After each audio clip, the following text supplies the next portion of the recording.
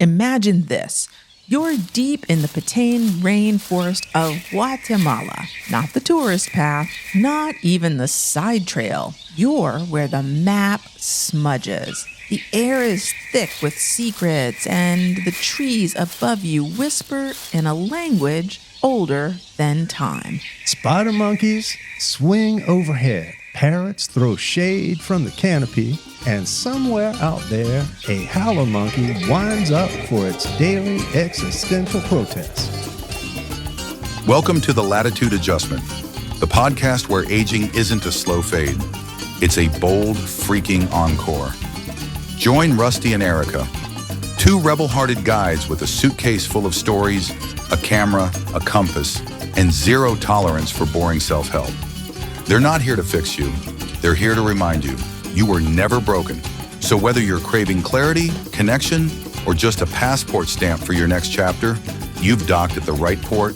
Grab your sun hat, loosen your grip on the grind, and get ready to chart a new course. Mind, body, and soul. This is the Latitude Adjustment. Welcome back, aging heroes. You're tuned into the Latitude Adjustment, where the drinks are cold, the hearts are open, and today's compass is pointed straight at optimism. Not toxic positivity, none of that just smile through it nonsense. We're talking about the kind of optimism that keeps you upright in the storm. You said keep it real kind of optimism, yeah? Keep it real, baby. It's the kind that lets you keep hiking when the plan changes and the river rises. The kind that whispers, this isn't the end. So let's take it back to that jungle, Rusty. We were supposed to be cave tubing that day in Belize. Remember that? Yep. It was my Everest, claustrophobic as I am, but I was ready, brave and terrified. But I think nature had other plans. The river flooded, the ferry was down, and our whole itinerary for that day washed away. And what do you do when the plan dissolves like sugar in rainwater? Add it to tea. You pivot. After having some soulful moments communing with nature and watching that swollen river, Erica and I decided to head across the border to Guatemala and go straight into one of the most sacred places on earth, Tikal. And we don't mean sacred in the Hallmark sense. We mean the hair on your arms, ancestors in the trees, time-bending kind of sacred. Our guide, Luis, told us about something called Gabriel's trumpet, how his grandfather used it in ceremony to remember who he was. Not to escape the forest, but to merge with it. Gabriel's trumpet is a highly hallucinogenic flower. Yeah. That line, to remember who he was, keeps echoing in me. To remember who he was. Because that's what optimism really is. It's not just a mood, it's a remembering. Yeah. A remembering of your own power, of the good that's still possible, of the path that winds through the underbrush even when you can't see it. As we walked through that ancient city, listening to songbirds, climbing temples, dodging Coyote with attitudes. Oh, Coyote are adorable raccoon-like creatures that scamper around everywhere. Super cute. We didn't just witness history that day. We remembered we were part of it. Optimism anchored us. It let us laugh when plans failed.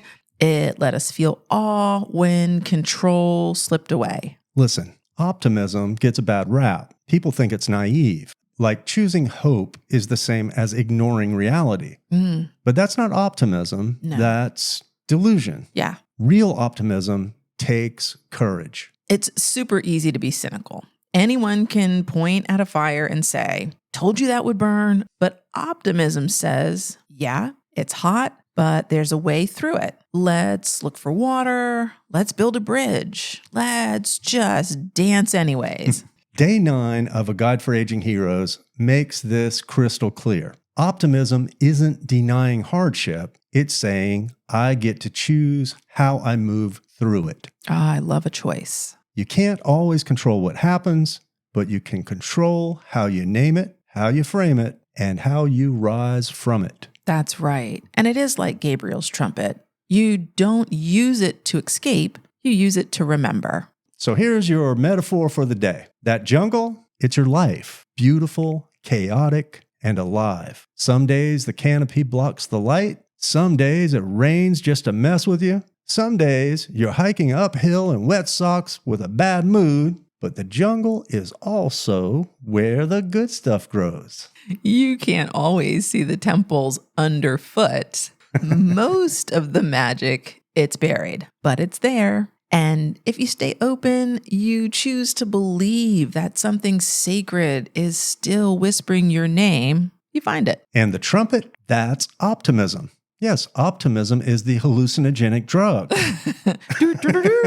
Sounds like a horn to blow. It's optimism, the choice to breathe deep, look around, and say, I'm still here. Let's see what's next. Let's do a segment 1 recap right here. So today we traded cave tubing for a climb into ancient memory. We remembered that plans may fall apart, but presence never does. And optimism isn't a mood, it's a discipline. It's a jungle out there, heroes, but you've got the trumpet, and the trees are waiting. Coming up next in segment 2, we're going to give you a hands-on challenge to help you train your optimism muscle, because this isn't just philosophy, it's survival, and it starts with the choices you make today. So grab your machete, Be careful. shake off the doubt, and meet us back here. The path isn't gone, it's just hidden. Let's find it together.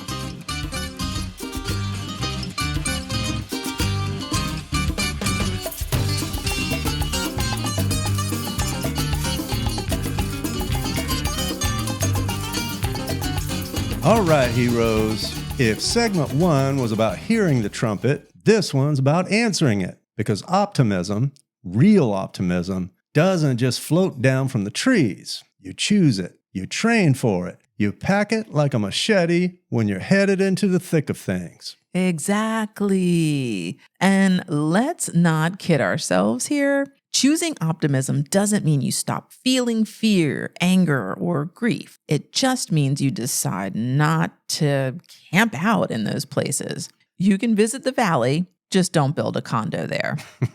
Optimism is action. It's mindset in motion. Ooh, say that for us again. That's worth hearing. Optimism is mindset in motion. It's deciding to narrate your life with a sense of hope, not horror. And yes, you can still cuss at the traffic. Sweet. And still be an optimist. Trust me. We're going to call this the Optimist Survival Kit because every hero needs one, especially aging heroes like all of us who've seen a thing or two, lost a few maps, and learned that life rarely goes according to the travel brochure. So what's in the Optimist Survival Kit? All right, first up, your internal narrator. That's the voice inside your head that decides whether the rain is ruining your picnic or watering your future garden. And that voice, left unchecked, can turn full drama queen. You wake up with a headache and suddenly, oh, I'm probably going to die. Instead of, maybe I just need a drink of water. True. So here's your job. Fire the unhelpful narrator. Hire a better one. One who speaks with kindness, curiosity, and maybe even a little swagger. One who knows how to say, okay, this sucks, but we're going to be okay. My internal narrator is Morgan Freeman. Ooh, no wonder I married you. You're the voice. Next tool, reframe the setback. Not toxic positivity, reframing. Let's say your plans got wiped out. You missed a flight, lost a job, got a diagnosis that you weren't excited about. Nobody's saying you're going to have to like it, but what else might it mean? Maybe it means rest. Maybe. Or redirection. Maybe it's a delay, not a denial. Absolutely. When our cave tubing trip got canceled in Belize, we could have pouted in our room. Do we pout? You pout. What? I'm teasing. You rarely pout. But we crossed the border instead, and Tikal, it was a game changer. Sometimes plan B is the soul's plan A. I love that one. Yeah. Let's put it on a t-shirt. Right? Yeah. All right, picture this. You're standing in the checkout line at the grocery store. My least favorite place. The guy in front of you is arguing about coupons. Your ice cream is melting, and the kid behind you just sneezed directly onto you. Okay, no, that's actually your least favorite place. Classic jungle chaos. Now, you can curse the gods, or you can take a breath and look around. You can crack a joke. You can make eye contact with the grandma behind you and say, looks like we're surviving this. Optimism isn't denial, it's a choice. And it's powerful in small moments like this, especially in the small moments. It's the guy who holds the door when no one says thank you, but he keeps holding it anyway. It's the friend who texts, hey, I saw you were quiet. Just wanted you to know that I see you. It's you, all of you listening to this podcast, choosing to grow, choosing to show up, choosing to believe your story is still unfolding and the good part's not over yet. So let's do this week's Aging Heroes Challenge. Pack your Optimist's survival kit. All right, heroes. This week's challenge isn't about changing your personality. It's about changing your lens. Are you ready? Perfect. Here's your 3-part mission. Number 1, write your mantra. Pick a phrase that reminds you to reframe. Something like, There's more to this story. I can respond, not react. It's a jungle, but I've got boots. Number 2, catch your narrator in the act. When something hard hits, pause and ask, what story am I telling myself right now? Is it true? Is it helpful? If not, rewrite it on the spot. Number 3, find the sacred in the stumble. Each day this week, write down one moment that didn't go the way you expected it to. Then jot a single sentence about what you gained from it. And humor counts, so does grace. I like that a lot. Mm-hmm. Don't skip this. Optimism isn't something you just feel. It's something you practice. You build the muscles before the monsoon hits. I'm going to get you to say that one twice. That's a good one. Build the muscles before the monsoon hits. You choose the story before the plot twist arrives. And if all else fails, just remember Gabriel's trumpet. It's not a rescue, it's a reminder. You're still here. You still get to choose. Okay, segment 2 recap. Today, we built your Optimism toolkit. Kinder self-talk, reframing skills, and a few phrases that make you sound like a badass jungle guide.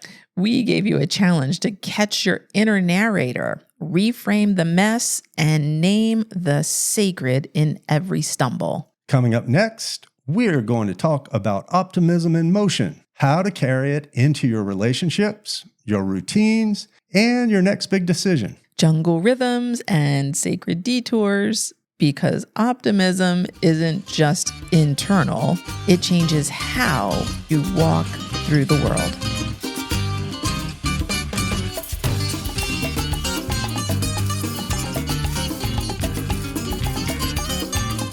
Okay, so you've packed your Optimist survival kit. You've evicted your inner doom narrator, reframed a few muddy trails, and maybe even scribbled your jungle mantra on a sticky note. Good. Now comes the dance part. Because optimism isn't just something you think, it's something you do. That's right. And in this segment, it's all about walking the jungle path with your head high and your boots laced, even when the map runs out. It's about motion, movement. Yeah. How we take this mindset and let it shape how we talk to people, how we start our mornings, how we respond when our dog throws up on our only clean shirt. Which did actually happen yesterday. Not my proudest moment, but hey, I chose optimism because Erica cleaned everything up. Hello, 6 a.m. I love you. All right, how about a little story time? You remember that jungle trail we hiked after the cave tubing got canceled? What stuck with me wasn't just the temples or the vines or the howler monkeys. It was how we walked it, slowly, lightly, with eyes open. Right? Mm-hmm. It wasn't the trip we planned, Nope. But it became the one we needed. Absolutely. The detour revealed something the original plan couldn't. Optimism in motion means you let the change you. That day became a rhythm reset. We didn't rush, we wandered, we listened, and somehow it made the jungle talk back. We even started syncing our steps with the bird song. And look, I know that sounds a little woo-woo, but there's science here. Your nervous system loves rhythm. Your mind calms when your body slows. When you move in harmony with what is, instead of fighting what was supposed to be, your whole system softens. And when your system softens, optimism sneaks in like sunlight through the canopy. So let's bring this home. Let's say your day starts out like most people's. A jarring alarm, bad news in the headlines, a stiff back, and a phone screen full of reminders. That is not a recipe for joy. It's a cortisol cocktail. How about try this instead? Before your feet hit the ground, ask, what can go right today? Not because it guarantees anything, but because it invites something. Optimism is an invitation, not a promise, but a door. Now multiply that choice. One hopeful question in the morning, one reframe at lunch, one moment of kindness at dinner. That's a rhythm. That's a recipe for success. Want a pro tip? Tie your optimism habits to something you're already doing. Brush your teeth? Think of one thing you're grateful for. Pour your coffee? Speak your mantra. Walk your dog? Whisper your dreams to the squirrels. They don't judge. Well, there's that one squirrel that seems to give you that cockeyed look, you know. This isn't about perfection. It's about repetition. Optimism gets easier the more you practice. Not because life gets easier, but because you get steadier. Okay, can I tell the airport story? I don't know if I have a choice. So here we go. We're stuck in the Panama City airport. Long delay, no seats, everyone was cranky. Rusty looked like he was about to challenge the vending machine to a duel. In my defense, that machine ate my money and my hope. And I was this close to spiraling. But then I remembered this thing I read once, that when you're in a bad mood, doing something kind for someone else can rewire your brain in under 2 minutes. So I walked over to the coffee shop and bought the next person in line's coffee. Didn't say a word, just handed the cup, smiled, and walked away. She comes back like she just did shots of gratitude. I had. It worked. My whole mood changed. I wasn't stuck anymore. I was in this kind of flow state. And then Rusty found a charger and a seat. And I swear, even that vending machine apologized. Okay, maybe not that last part, but I did get my Snickers after I gave it a body slam. That's optimism in motion. It doesn't fix the flight, but it frees you inside the wait. Let's do another segment recap. It's time. This segment was your permission slip to stop waiting for the right time to feel better. Optimism isn't something you wait for, it's something you walk in. We talked jungle trails, morning mantras, and vending machine vengeance. We showed you that optimism can shift your rhythm, rewrite your story, and soften even the hardest layovers. Coming up next, we're wrapping this one up with a victory lap, a celebration of the tiny wins, the sacred reboots, and the kind of joy you build with your bare hands. That's segment 4. Fruit from the jungle. And spoiler, it tastes better when you've earned it.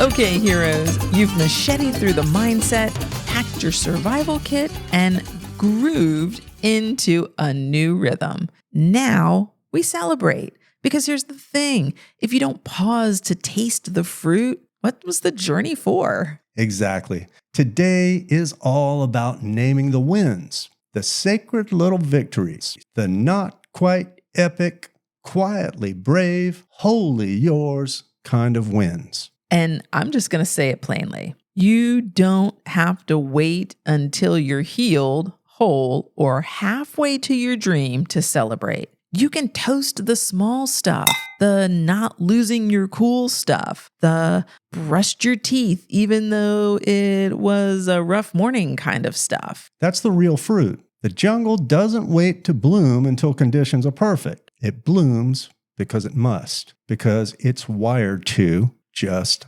like you. Let's reflect back on a morning in Belize. Just after Tikal, we woke up a little sore, a little achy all over, maybe a little sunburned, and slightly confused about where the border was. We were in that tiny jungle inn where the roosters and howler monkeys competed at sunrise. Exactly. I got up early, barefoot. I remember wrapped in a sarong, wandered out to find coffee. You were still half asleep, snoring like a man who fought ancient gods the night before. I maintain I was dreaming of heroic things.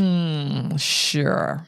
Anyway, I'm out there in the cool morning mist, sipping this strong jungle brew, and the cook, a woman named Alma, she came over and hands me a fresh pineapple, still kind of warm from the windowsill. It was the best pineapple of our lives. We sat on that cracked stone wall, quietly eating the fruit, and it hit me. That was it. That moment. There was no schedule, no service, just us, you and me, the jungle, and joy. Earned joy.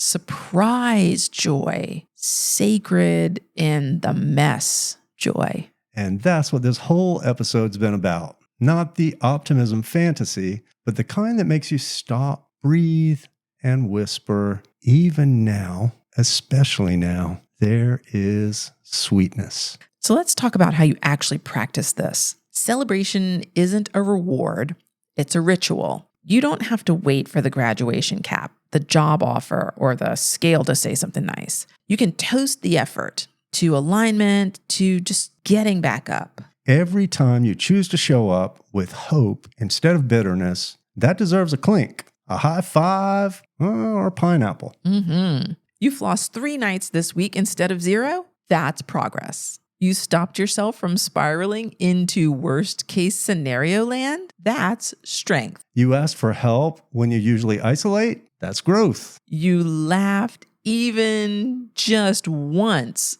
on a day you thought you couldn't? That's sacred. Celebrating helps wire your brain to recognize success. Tiny, consistent wins build emotional muscle. And emotional muscle makes the jungle feel less like a trap and more like a playground. Here's one of our favorite hacks. End each day by asking, what did I do well today? Not what you fixed, not what you checked off, what you did well. Maybe it was listening. Maybe it was resting when you need to, Erica. Maybe it was not slapping that one person. Hands to yourself, Rusty. Victory is victory. That's right. Segment 4, recap. Today, we gave ourselves permission to celebrate, to taste the sweetness, to name the sacred wins that don't show up on spreadsheets, but change your life just the same. We told you about pineapples, jungle walls, and how small joys are proof you're alive and still choosing. And we hope you felt it. That shift, that slow, sacred breath that says, the good is not gone. It's just quieter, but it's still here. Okay, so can we agree that pineapples might be optimism in fruit form? Only if optimism comes with a sticky chin and a bee circling your forehead. Deal. But seriously, I think we should keep pineapples in the optimism kit. I agree. Right next to the sticky note that says, you made it through the day. And maybe a Dramamine just in case. Always. optimism, and motion sickness. That's the Aging Heroes vibe. Episode 10, recap. Today was all about choosing optimism, not the fluff, the fierce kind. The kind that remembers the temples under the trees and the fruit that only ripens in the thick of the jungle. We explored what it means to reframe your mind, rewire your rhythms, and reward yourself for the brave act of trying again. We reminded you that optimism isn't about having a perfect plan. It's about having the courage to believe your best story might still be ahead. And that the sacred is still with you in the setbacks, in the reroutes, in the laughter that sneaks up after tears. You're not just surviving out here, you're blooming. So keep that trumpet close. And don't forget to dance with the howler monkeys now and then. If this episode hit your heart, if it spoke to you, share it. Text a friend, tag us, and go follow us on Instagram and Facebook at Aging Heroes. You can also find our full tribe at www.agingheroes.com. Coming up next week, episode 11, Convert Your Stress. We are turning tension into transformation and anxiety into something that actually serves you. Trust us, you're going to want to hear this.